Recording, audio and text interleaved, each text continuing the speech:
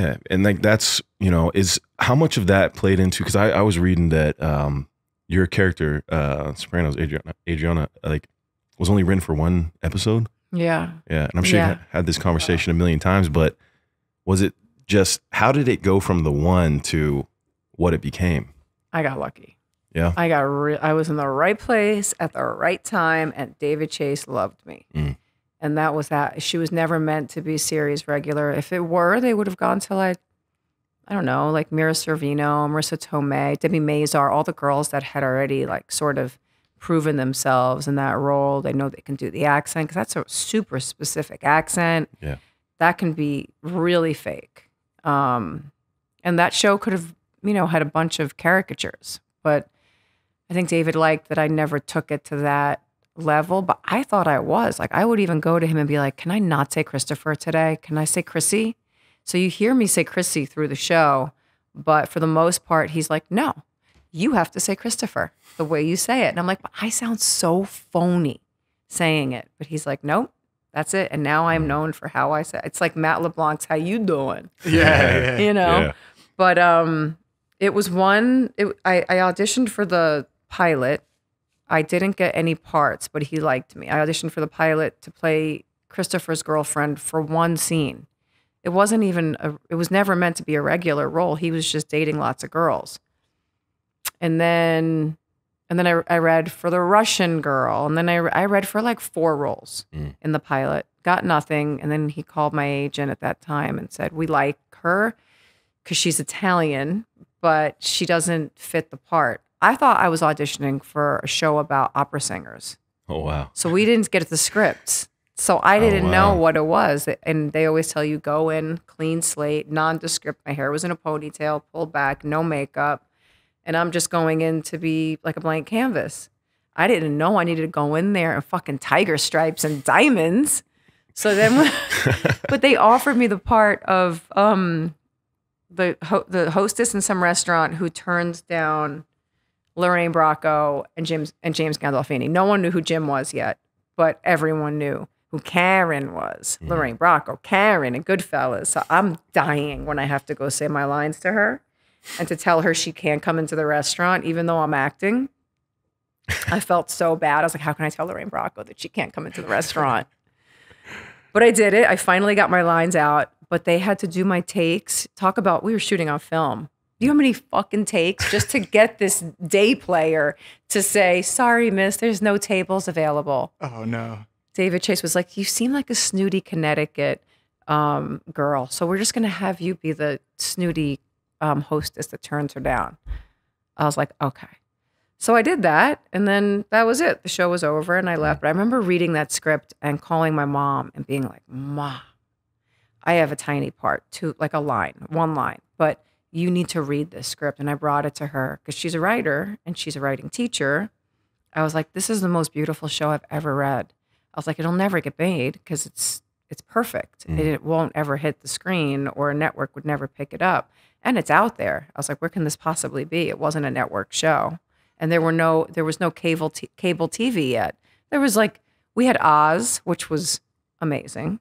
You guys don't know Oz. It's intense, yeah. You guys are young maybe for it. No, for sure. It's I have trouble watching really intense prison stuff. So good. So I know how good of a show it is. It's yeah. It was really good. You gotta check it out. Yeah. It's nuts. It's gnarly. It's the best male soap opera of all time, even better than Rides of Our Lives, which I call Sons of Anarchy. Rides of Our Lives. Anyway, so I went in for the series. The series got picked up and they called me again to come in. And I was at my parents' house in Queens and they called me, was it beeper? I don't know. It was a beeper. And I call and I'm like, I'm in Queens. I can't come in. They're like, you need to come in right now. And I'm like, I'm in Queens. I'm not coming in. Sorry. And they're like, that's funny because we're in Queens. And my mother's looking at me across the room. She's like, what's going on? And I'm like, they want me to come in for that show again, that Sopranos show. She goes, do you remember that script?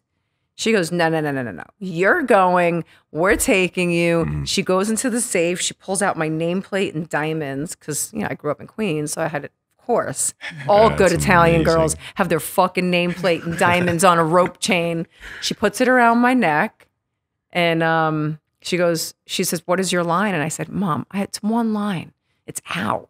She goes, you turn that ow into a 12-syllable word, like your neighbors. Ow. You know, one of these things. And my grandma made us chicken cutlet Parmesan Heroes because we were about to eat chicken cutlets. And I'll never forget. And we sat in the car outside of Silver Cup Studios eating chicken cutlet Parm Heroes. And I went in and I said, ow. And I dragged out my ow for like 10 minutes. And I got the part. And they will always say that I got that part because of how I said ow, which was funny. But I went in there like real tacky. I knew I was going in to be, I had my hair up on one side like I do now. It's like my signature hairdo. And I had the accent. And I didn't even, when I met them, I wouldn't even speak with my regular accent.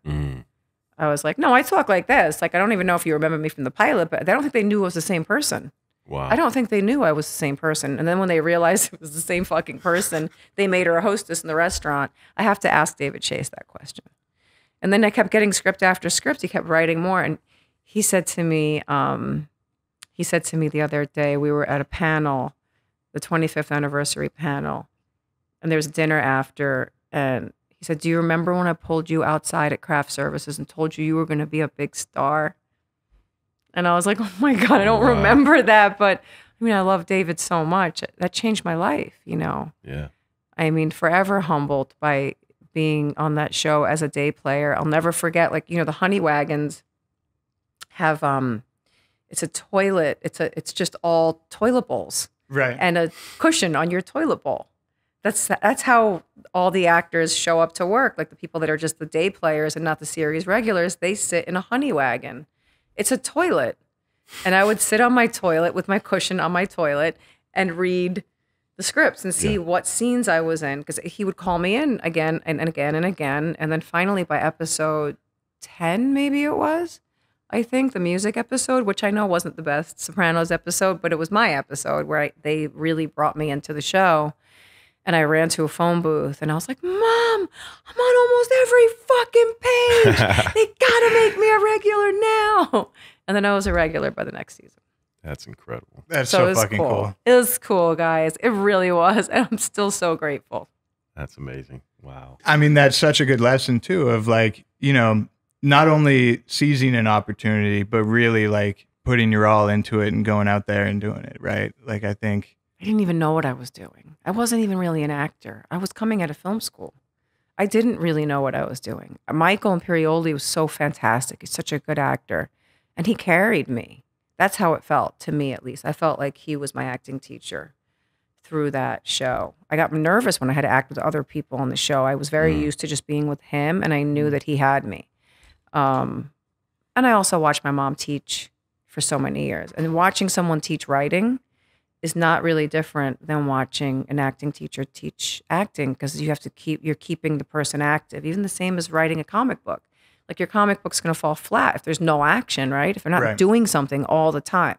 And it's the same thing for the writer critiquing the writing, you know, the writing teacher and the actors and all that stuff. A script has to stay active all the time. Yeah, keep those characters making those conscious decisions in the face of conflict, right? Like, always. Keep driving that thing forward. I love it. Totally. So that's how I learned how to act, really, was listening to her teach writing. Thank you for watching. Don't forget to drop a like if you enjoyed the video. And subscribe and hit the bell for a whole lot more to come.